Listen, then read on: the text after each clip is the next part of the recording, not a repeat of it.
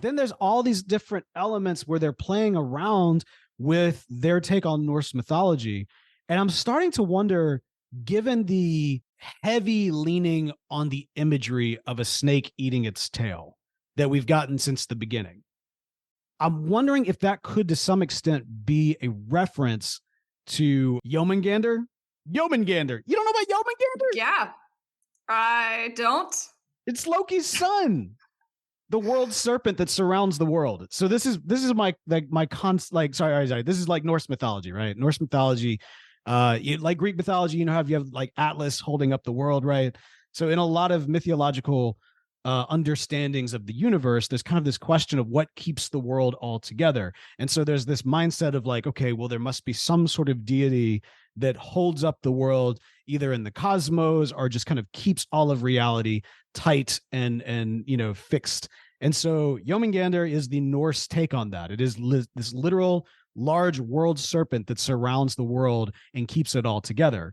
And so something about this idea of a large snake in the cyclical fashion that is holding everything together did kind of remind me of this notion of a snake eating its tail. So with Jormungander being not just a Norse character of Norse mythology and this kind of circular snake that is keeping everything together, but also the son of Loki, he's the father of Jormungander. I got to wonder if there might be some kind of nod to that. I might be reaching, but I don't think that I am. So then OB is a nod to Jormungander? OB, okay, this is going to be an early stab in the dark. I'm just going to throw it out there. What if OB was created by Loki?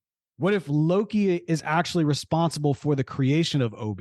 So OB is, for all intents and purposes, the Jormungander of this universe that was, or maybe one day will become. I don't know. So and I don't mean like, Loki... again, I'm still in the LMD stand like mindset, but like maybe they like, again, it's the creation of Jormungander. Yeah. Like as in he's his son, or Loki has by magical powers created him. It could be magical powers. It could be technology. It could be anything. There's different takes in the God of War video game franchise. They do kind of a unique take on Loki creating Jormungander by putting the soul of a giant into the soul of a dead giant into this snake, and then the snake grows exponentially and becomes Jormungander.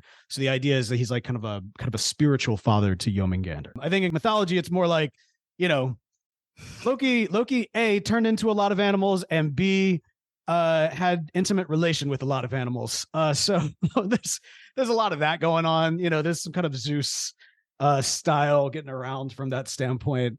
And to be fair, I can't quite remember at the moment who Jormungander's mother was. So, and it's also possible that Loki was the mother of Jormungander, now that I think about it. Because he was the mother of a couple of different creatures. Because again, shapeshifter goes both ways. But I do think he was the father of Jormungander, with possibly Jormungander's mother being the mother of giants, which Sylvie? It might be a stretch. It might be a stretch. It might be, but I mean, the snake thing, there's, I mean, his name literally means a snake eating itself. He talks about a snake eating itself. And it sounds like the snake keeps the world going round. So you could be onto something there.